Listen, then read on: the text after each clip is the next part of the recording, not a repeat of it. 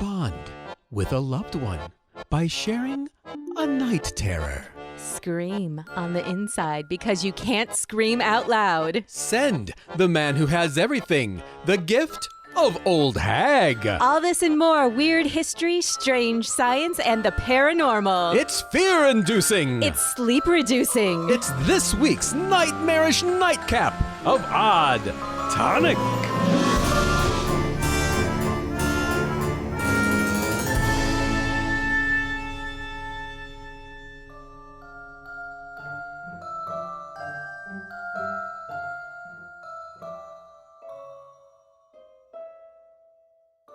Welcome to the parlor. I'm Jennifer. And I'm Maxwell.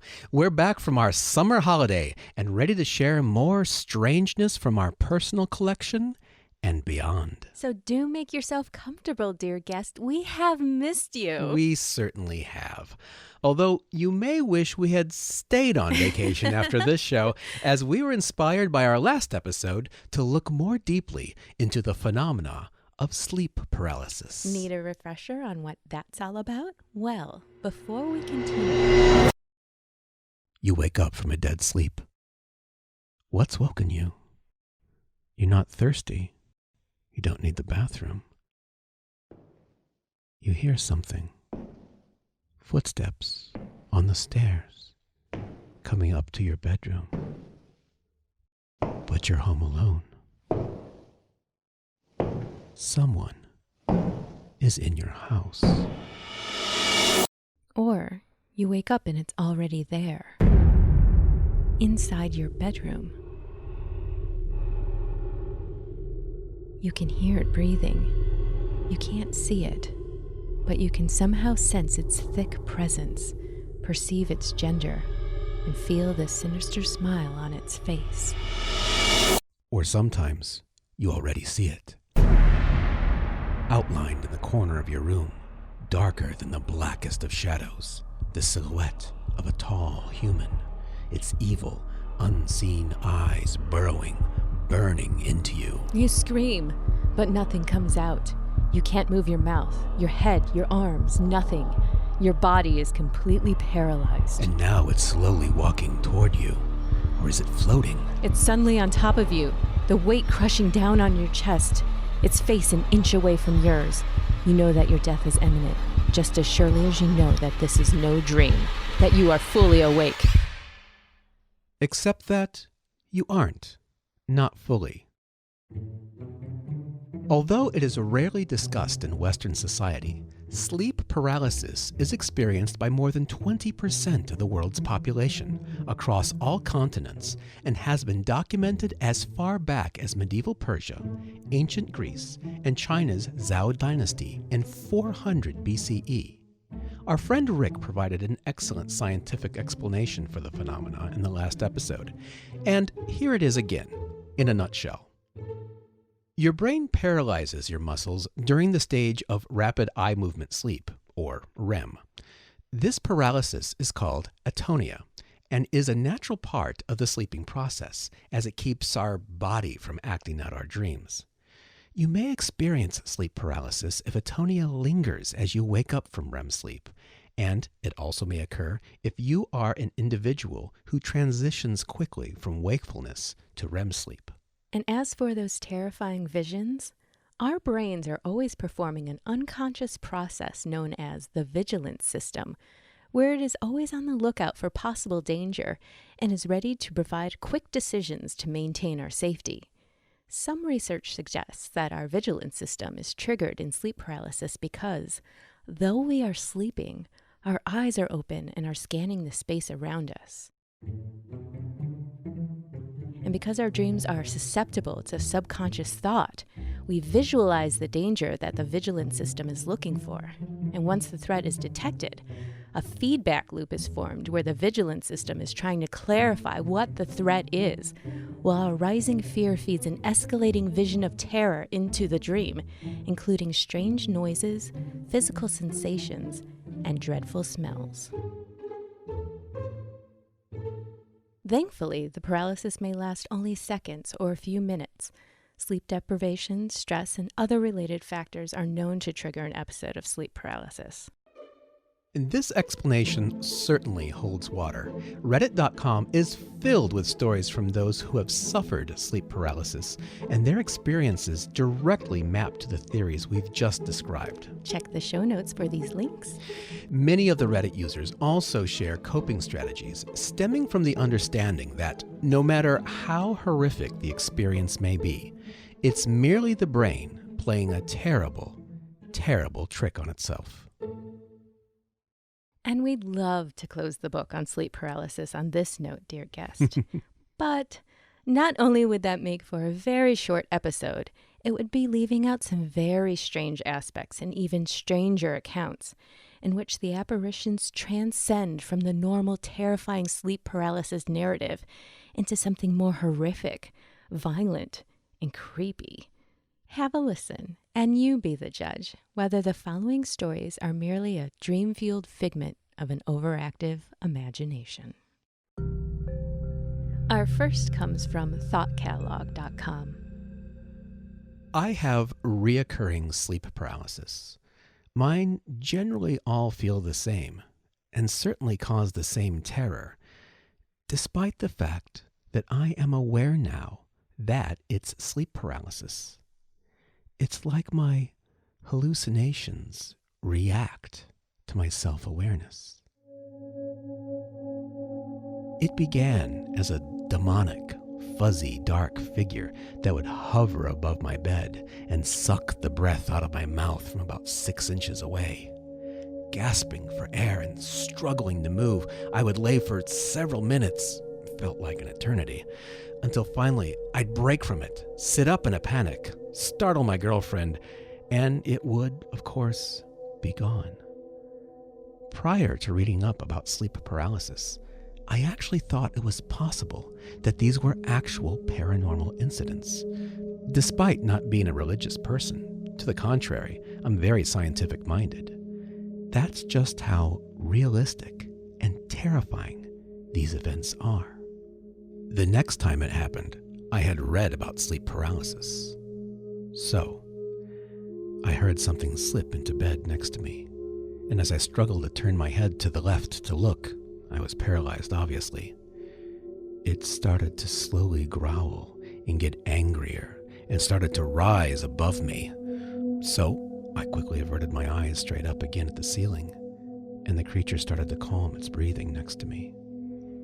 I thought to myself, oh man, it's sleep paralysis. And this is kind of cool. Let's just try to keep calm and figure it out. But each time I tried to control it or move, the creature would get angry, and I would involuntarily feel my heart rate go up and get really stressed.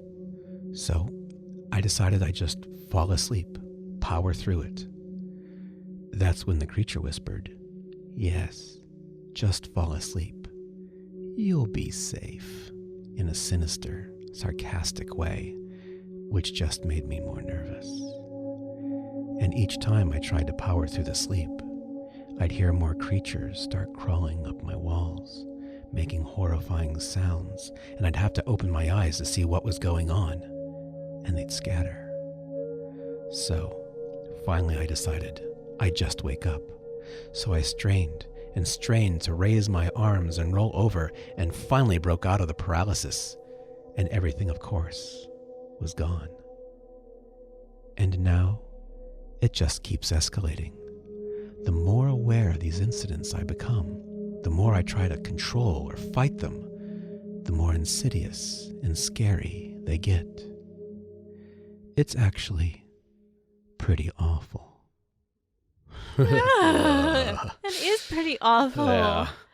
Of course, this story stood out as unusual because most people in our research had success with coping mechanisms exactly like the ones he mentioned. Yeah, so that's not very comforting. Gosh, I would say that if advice from the medical community doesn't work, just try going with something you personally believe in. Yeah. You know? We've read many times that prayers work to dispel apparitions. And so I would suggest going with something that you know and what you trust in life already. Yeah, no one is going to know you better than you know yourself. So draw and rely on your own life experiences. I mean, after all this is happening to you, it's not a trial in a medical journal. Yeah, I think that's really insightful. In the end, we're dealing with thought forms in sleep paralysis. And if you're an avid Odd Tonic listener, you know that we are only starting to understand their true power. Are these demons manifesting internally? Externally, it doesn't matter because it's the same stuff. Call your personal savior. Page your guardian angels. Phone a friend who has passed on but still has a mean right hook. Fight fire with fire. Like Jennifer said, it usually seems to work. Well, another sleep paralysis artifact is described in this collection of true stories pulled from yourghoststories.com. It happened for the first time when I was 14. I couldn't move, didn't understand what it was. My most prominent time for having to experience sleep paralysis was last year while lying in bed. I fell asleep pretty quickly, but then woke up with the pressure of a hand on my right shoulder. When I could turn around, I saw the old hag. She had long, craggy gray hair, a pale greenish face, a long nose, and creepiest of all, her eyes were all black. She smiled at me and then took off. That's when I snapped out of the paralysis.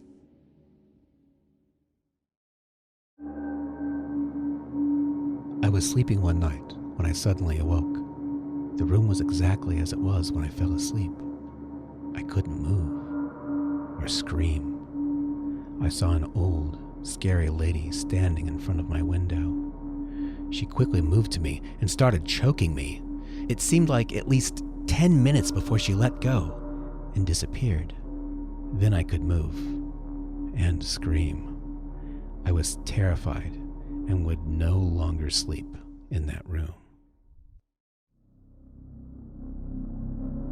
I am 42 and I had my first nightmare about a terrifying hag at the age of 16. She wears a black cloak and hood. Her face is like a witch, and evil generates from her, surrounding me. She kneels on my chest and stares into my face, slowly getting nearer and nearer. Other times, I can be lying on my stomach, and she will creep her hand up the back of my head, down my face, and hook her fingers under my top teeth and pull my head back. Other times, she will bite, sit on the bed, knock on the door, call my name, and generally scare the crap out of me. A week ago, I was awakened in the middle of the night by the sound of, I thought, my husband's voice saying, "She has my hand." He sometimes mumbles in his sleep, but it's never coherent and hasn't happened for a long time. I was lying with my head resting on his forearm, so I immediately opened my eyes and saw his hand wasn't moving or anything. Suddenly, at the same time, an enormous pressure covered my face to the point that I couldn't breathe or open my mouth.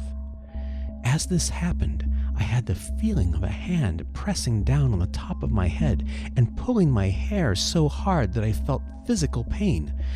I began to scream, but I couldn't open my mouth for several seconds. Finally, the pressure stopped, and it was over. I want to brush this off as a nightmare, but I can't figure out why I felt pain when I was definitely conscious afterward, and my eyes were open the entire time. When I looked at my husband, he was in a deep sleep. Welcome to the world of the hag, one of the most common and consistent sleep paralysis apparitions found in the Western world. In fact, before the term sleep paralysis came to be used, the phenomenon was called night hag or old hag syndrome. Countless stories from contemporary to the past can be found describing the apparition of an evil, ugly old hag descending upon unwary sleepers.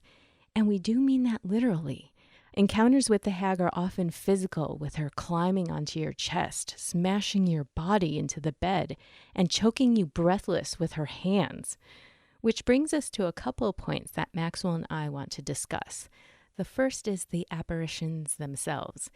The nighttime apparitions seen in different countries, Eastern or African, for instance, can differ, depending on local culture and mythologies. And so it perplexes Maxwell and me that in Western countries like the U.S., which generally lack cultural and social awareness of sleep paralysis at all, people are seeing apparitions that are not part of our current zeitgeist of popular fear. Why don't we see zombies, evil clowns, and Slender Man during our sleep paralysis? Mm-hmm. Why an old lady? Yeah, to say that she's archetypal doesn't really ring true to us. Dreams of being naked in public, or losing your teeth, or being unprepared for a test. Or all three of these. At the same time. Those are dream archetypes that we can all relate to. Ask someone to think of the scariest thing they can. I just don't see most people jumping to an old woman or a shadow person, or in 2019, really demons either, for that matter. And yet these are 3 of the top 4 apparitions reported. And the second thing that strikes us about some of the sleep paralysis stories is the violence felt by the victims. In addition to the hag stories we shared, there are many other accounts of phantom hands clamping down hard upon arms and legs, extreme and painful pressure being exerted on different parts of the body, especially the neck. In fact, there are stories of full-blown violation of both men and women while they're trapped on their back and front. And the pain received in these attacks are real and often still lingering upon waking up. The correlation with the medical explanation of sleep paralysis starts to waver for us there. Indeed.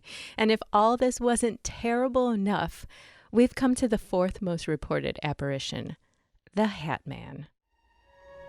The Hat Man is said to wear a fedora, top hat, or wide, flat-brimmed hat. If his body can be clearly seen, he is said to wear a long trench coat, cape, or suit. Like shadow people, he is darker than dark, his face hidden in shadow, and sometimes with glowing red eyes. The Hat Man is often reported standing outside homes, watching, or seen in the corner of your room, or in the mirror, or bending over you, in your bed. He permeates an overwhelming sense of evil. You get the sense that he is smiling in a sinister manner, though you can't see it. He can float, walk out the door, or simply vanish. He is drawn to homes or moments filled with stress or trauma. There are many, many Hat Man stories. Here is one from the book The Hat Man, The True Story of Evil Encounters by Heidi Hollis. When I was just 17 years old, I was 8 months pregnant. One night I was sleeping in my room when I suddenly felt a chill that woke me up. When I rolled over in bed with my eyes open, I saw a very black shadow of a man with what appeared to be a top hat on his head. He also was carrying a cane, and he had a long coat with coattails on it. I couldn't make out any details of his body or face, just a shadowy figure of a man standing there. After I saw him, I turned back over on my other side. I tried to convince myself that I was imagining what I had seen. Then suddenly, it got bone-chillingly cold. I rolled back over, and he was now directly to the side of my bed, hovering directly over me. As I looked at him, he kind of lost his distinct form. Then I felt like he was suddenly on top of me, choking me. I was quickly rendered unable to scream or move. So I did all that I could do. In my head, I asked God, if he existed, to help me and not let this thing kill me and my unborn child. In that moment, it left. The next night, the Shadow Man was back in my room at the end of my bed. But this time, I could hear a clearly sinister laugh coming from him. That was it for me. I never wanted to sleep in my room ever again. I asked my parents if we could switch bedrooms that next night. I was happy that they agreed because they got the sense that something was wrong in there, and neither of them could sleep the whole night. The next day, my whole family gathered in my bedroom, and we began to pray. My father prayed to God and said that we should not have to fear being in our own house. Then, my dad bellowed, "Satan, get out of here!" Then suddenly we all saw this shadow leave my bedroom, right through the window. I never saw him again, but I never forgot him either. And here's another one from Tim Brown's thehatmanproject.com, a site dedicated to researching and collecting Hatman stories. I have seen him. He used to appear to me every night when I was 4 or 5, maybe younger. I would wake in the middle of the night to find him standing at the foot of my bed. He clearly wore a fedora and a trench coat with the collar up around his face, which was in shadow. I cannot describe the terror of seeing him. I had attributed this to night terrors. However, all 3 of my sisters have seen him. My youngest sister and our cousin saw him one summer morning when I was a teen. I did not know my other sisters saw him too until I turned around 50. Tonight is the first time I have heard that others have seen the same thing. I can tell you that our home was violent and there was rampant alcoholism and abuse. I can't say if it has any bearing on the Hat Man, but our entire family is also sensitive to the paranormal. Can sleep paralysis explain other family members seeing the same apparition when they haven't even discussed their sightings beforehand? Hang on, dear guest. It gets weirder. I happened to talk with a woman who agreed to share her story about the Hat Man. Here's Debbie from the Hardcore Paranormal group. I had a man in black visit me from when I was the age 14 to about 23 years old. I would want to scream and would struggle to move. He would say, "It's time for you to come back with us now." I always knew when he was going to show up because my dog would not come into my room on those nights. When I was 17, I had a friend stay over one night, and it just so happened my dog wouldn't come into the room that evening. So, after she fell asleep, I snuck out onto the couch. The next morning, I was in shock when she told me of the creepy experience she had that night, and she wanted to know where I had gone. I asked her what had happened. Something had woken her up, but she couldn't move. She said the room seemed darker than she remembered. He was standing between the beds, just staring, and then he said, "Not here." She closed her eyes tight, opened them up, and the room was lighter, and she could move again. I had never told her about my experiences. I'm afraid I never did. I still feel sorry for that one. She never spent the night again. An isolated incident, dear guest? Think again. Here are 2 more from yourghoststories.com. I was awakened by my screaming girlfriend. She had her arms up as if she was pushing on something. Her eyes were open as if she was awake. I called her name a few times and tried to shake her awake. Then her eyes closed. She went back to sleep. Then I woke her again, and she told me she was fighting an old lady that was trying to strangle her. Last night, I was awakened by something. I had no idea what it was, but I had this strong feeling telling me that I should turn around and look at my girlfriend. As I turned around, I saw what looked like an old person's face moving away from me. At that exact same moment, my girlfriend let out a small scream and went back to sleep. Eventually, so did I. This morning, when we woke up, the first thing my girlfriend told me was, I had a dream about that old lady again last night. What are the odds that both of us would see the same person or spirit? I have had various experiences of sleep paralysis. I've seen my bed covers pushed down onto my face and have been unable to move or shout. I've had a female voice hiss in my ear, bringing feelings of terror. Once I saw an old woman looking at me through my bed covers. She was gray and had a menacing grin. I started hitting the covers where this misty gray face was staring from. My wife woke up at this point and screamed, saying she saw the woman's face too. I think there's more to it than just a scientific explanation. I think it's part physical and part supernatural. I think our brains pick up a more expansive signal when we're between sleep and an awakened state. We are definitely not in Kansas anymore, dear guest. This is definitely not on the Kansas brochure. Let's take a quick break while we mull over that. When we return, Jennifer and I will continue to hack away at anything that resembles a solid night's sleep for you tonight with this question.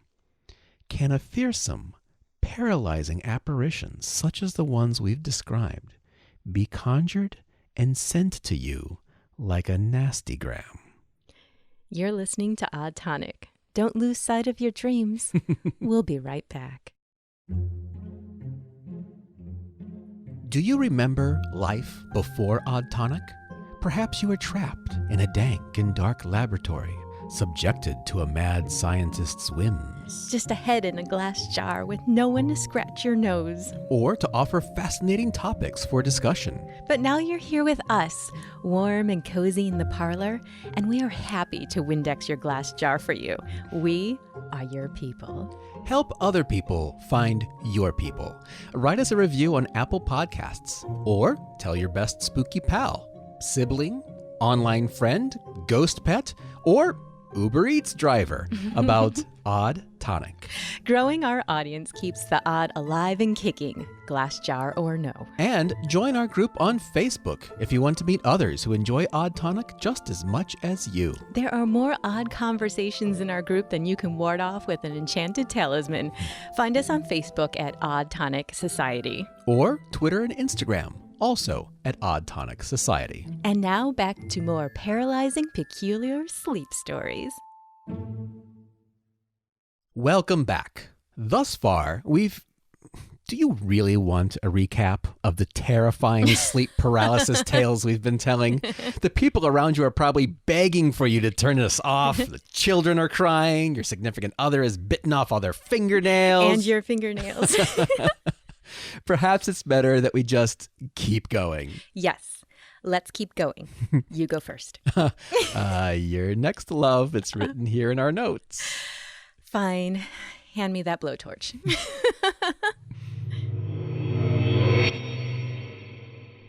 The Canadian province of Newfoundland is an island in the North Atlantic off the east coast of Canada. It's about the same area as Pennsylvania, but has roughly 1/20th of the population. It has had a long-standing cultural awareness of sleep paralysis, known there as attack of old hag. Not only that, but it has a history of the practice of hagging someone, in which one actively manifests and sends an apparition to paralyze and terrorize another while they sleep. Author David J. Hufford, Ph.D., explored this phenomenon in his 1982 book appropriately titled The Terror That Comes in the Night, which is also appropriately subtitled An Experience-Centered Study of Supernatural Assault Traditions.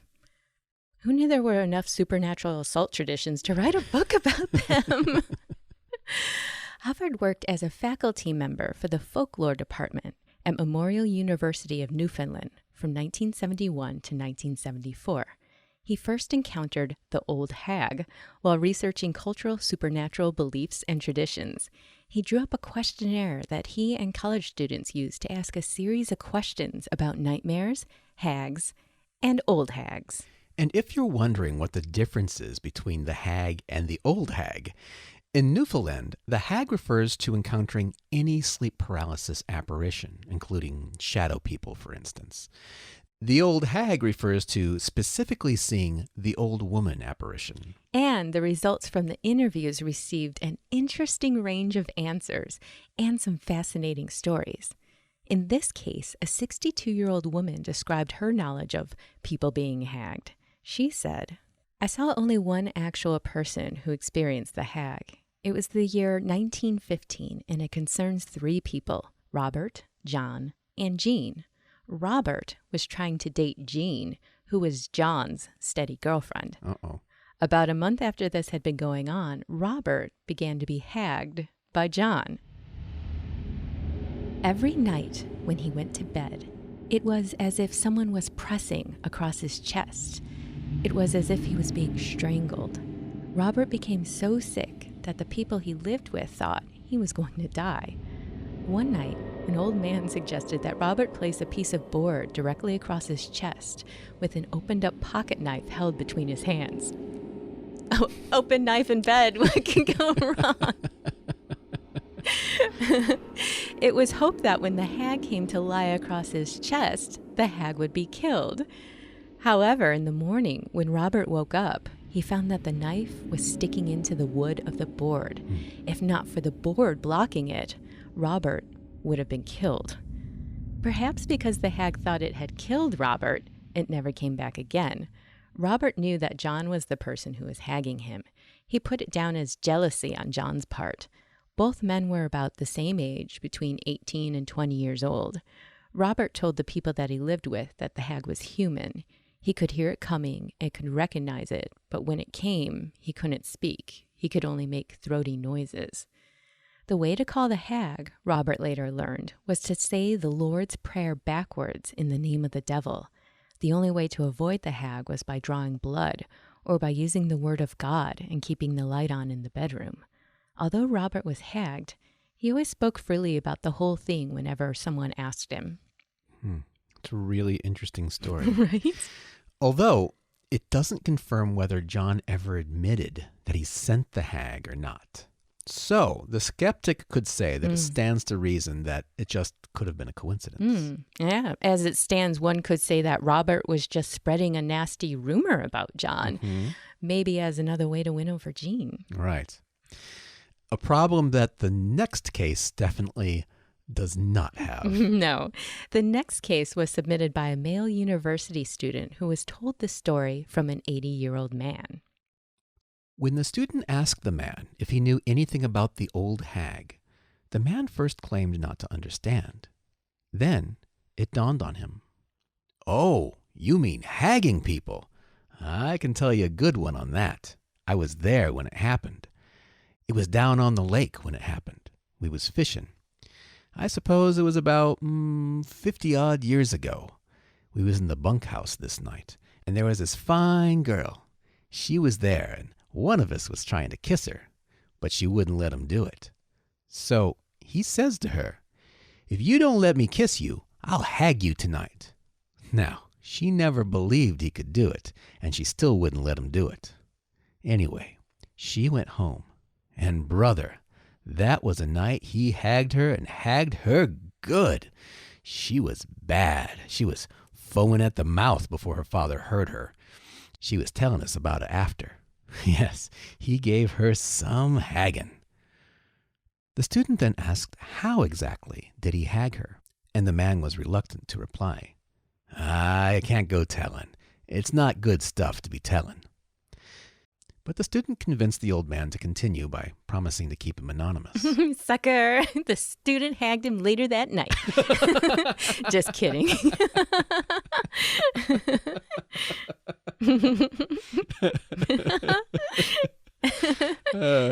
Too much. The man replied, "'Twas like this. She went on over to her place, and as soon as she left, my buddy took off his clothes and kneeled down by the bed. I was there watching him when he done it. And you know what he done? He said the Lord's Prayer backwards, then jumped under the covers and took a knife from under the pillow and stuck it in the sideboard 3 or 4 times. After a while, I put the kerosene lamp out and we all went to bunk. Every now and then, we'd hear him bawl out, "Hag! Good hag!" And that's how he hagged her.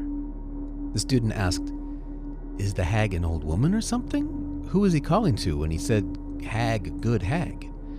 The man replied, "No, he himself must have hagged her, because she could see him standing over her with the knife, and she couldn't move because she was stopped still with fright. The foam was even coming out of her mouth, and her father only got her back to sense by calling her name backwards." Not quite understanding how this whole hag business worked, the student asked, "I thought the fellow who hagged her was supposed to be in bed when all this was going on." To which the man replied, His spirit was what hagged her. She said after, if she had known he was really going to hag her, she had had a bottle ready and finished him before he had hagged her. The student asked what he meant. The man said, "See, if you swing at a spirit with a bottle, the spirit who is hagging you will die. So he never hagged her no more because he knew she had a bottle ready." So, what did you do last night? "Oh, after fishing, I watched my friend take all his clothes off and hex a girl. You?" Plus, is he keeping the knife under his pillow for instances just like this, all the time? Yeah, there's many questions here, including Canada. Hey, they do have a dark underbelly. You don't see that in their sightseeing brochures. Although I have to say that the bottle was a surprise. It's an interesting addition to this unfolding ritual. Yeah, it sort of reminds me of the tree bottle traditions in the southern United States. Yeah. People hanging bottles on dead branches in the hopes that spirits will become stuck in them and be destroyed in the morning sunlight. Yeah, I think you're really onto something there. Perhaps we could research that for another time. Yeah, definitely. Well, Hufford gives us this last hagging story, told by an old Newfoundland community doctor. An old lady used to wake up every night for about a month in a cold sweat, frenzy, and panic, something like an epileptic seizure. She was hospitalized and treated through the use of drugs, but the drugs did not seem to be working. The old community doctor, who served there for 20 years, was called in. The old doctor found out that the old lady believed that the old lady who lived a couple houses away was witching her. The second old lady was known for her witching by the rest of the community. Future goals. The old doctor told her how to stop this witching. She was to go home and urinate in a bottle. She was to cap the bottle and put it under her bed. A couple days later, the second old lady came in to see this old doctor to get him to get the first old lady to undo the bottle. The old doctor told her that all she had to do was to release the curse she had on the other old lady. She agreed, and the doctor told the first lady to throw the urine away.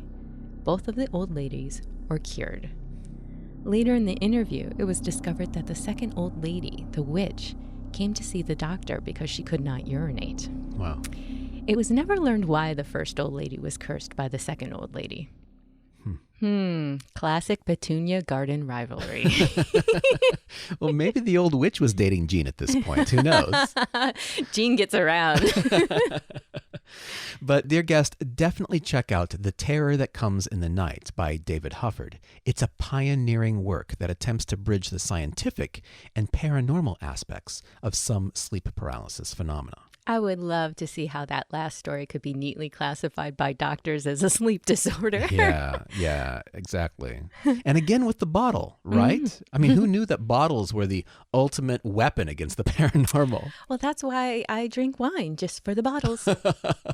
In that case, my love, we have plenty. I'm just kidding. Sort of. Our next and final story is, however, no joke. It's another from yourghoststories.com. My experience, 100% true, took place in Melbourne around 1993. I hadn't experienced anything remotely close to this before, and haven't since. I was living in a house in Oring Road with around 4 flatmates at the time. I had been living in the house for about a year, with no strange or unexplainable events.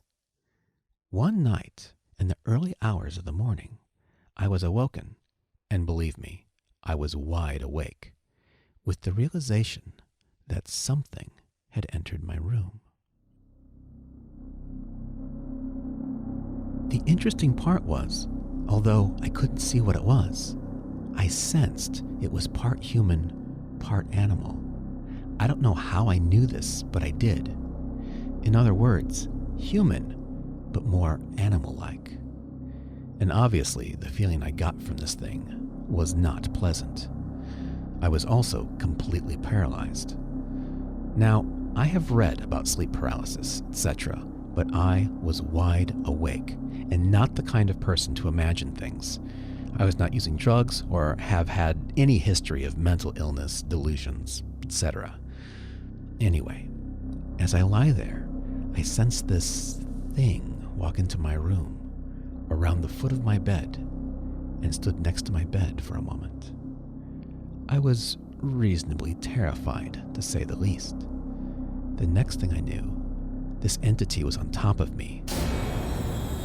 I felt an extreme pressure crushing down on me, as if it was trying to actually get into my body. I didn't know what to do, as I was totally paralyzed, so all I could think to do was to recite some kind of prayer to try and repel whatever it was. Now, I'm not religious, but I prayed for the first time in my life. After about 5 seconds, it seemed to just evaporate away, and I could move again. It took me a long time, but I eventually fell asleep. In the morning, I got up to have a shower, and I noticed 6 red marks on my chest, 3 on each side, spread equally apart, about the size of large fingerprints. These eventually faded away over the course of the day. The last and equally disturbing aspect of this experience was after I showered. I went into the kitchen where one of my flatmates was getting his breakfast. I said, "Morning." And he turned and said, in a mischievous way, straight off the bat, "Did the boogeyman visit you last night?" I instantly said, "No," and nothing more was said. This flatmate was a bit strange and was into his runes and, apparently, dark magic, but the fact that he somehow knew about what happened to me just put such a weird twist on an already very weird experience. I wish now that I had said, "No, but why do you ask?" and got into a conversation. I guess at the time, I didn't want him to think that he had the power to summon things and send them off to freak out or attack people. I often think about that experience and have shared it in case other people have had the same experience. And Wow. if that is not a case of hagging, I don't know what is. I think it's a classic case of crappy roommate. So, Jennifer, my love, what do you make of all this? I suspect the phenomenon of sleep paralysis is a few different phenomenons lumped together. I think that in most cases, it is a half-awake dream projected into the space around us, particularly the cases in which the visuals are following a kind of weird dream logic. Yeah. But it's the ones that wake you from a dead sleep with your eyes closed. That's a red flag for me. Yeah, absolutely. For me too. Those cases point to hauntings. And there are many correlations with those, angry ghost stories in them. The only difference between the aggressive night haunting stories and these many aggressive sleep paralysis attacks is the paralysis. And this would explain why the paranormal sensitive people are often targeted and why their sleep paralysis apparitions don't necessarily map to the standard top 4. Right. They are, as Rick had said last time, beacons in the astral sphere. Yeah. And the fact that hagging exists, that it's documented and understood that it's possible to send a thought form to paralyze and torment someone in their sleep, this alone shows that there's something more at work here. Yeah, I agree with the fellow from the Hag story who speculated that there was a frequency between sleeping and waking that can leave us open and perhaps vulnerable to entities and thought forms, as I think they take advantage of our being in atonia, our paralyzed state. But it's tricky because this is the same state in which we can torment ourselves with our own waking dreams. And sometimes I wonder if some of these cases are just a combination of both. Our dreams mapping over entities actively screwing with us. Yeah, that's an interesting point. One thing we didn't cover, although it was certainly suggested in our last episode, is that there is a correlation between astral projection and sleep paralysis. And many who have experience with one has experience with the other. And I don't know if you know this, but there are some people out there who actually induce sleep paralysis as a means of being able to astral project. Had you read that? Yeah. And on the other side of that, there are cases of people who suddenly find themselves astral projecting during a terrible sleep paralysis attack as a desperate effort to escape. I think it's important to bring up the astral body in this conversation. It's possible that sleep paralysis happens at that point when the astral body is naturally separated, even just slightly from the body. That could potentially explain some of the pain caused by the entity attacks. They potentially have more power or more to grab onto in the astral state. And it could also explain why some people feel like they're being choked for minutes on end, which of course would kill you. It's not happening in their physical bodies. Yeah. Wow, wow, a lot to think about. Well, I guess that wraps up this edition of Odd Tonic, and probably not a moment too soon. And just to say, if anyone is particularly worried about this episode may, by the power of suggestion, cause you to have a terrible sleep paralysis experience, know this. We've been researching this topic and reading story upon story to find the best of the chilling and dreadful to share with you. You're welcome. For weeks now, as well as watching 2 documentaries right before bed, in bed, and neither of us have had a hag or a hat man come calling. True. So take that as you will. Which brings up another point about the power of suggestion. The show is ending. The show is ending all right, now. Fine. Remember to subscribe so you never miss a show. And leave us an iTunes review so others can find us too. And don't forget about our Patreon. You can support the show at patreon.com/oddtonic. We'll be back next week with more weird history, strange science, and paranormal peculiarities. This is, dear guest, goodbye for now.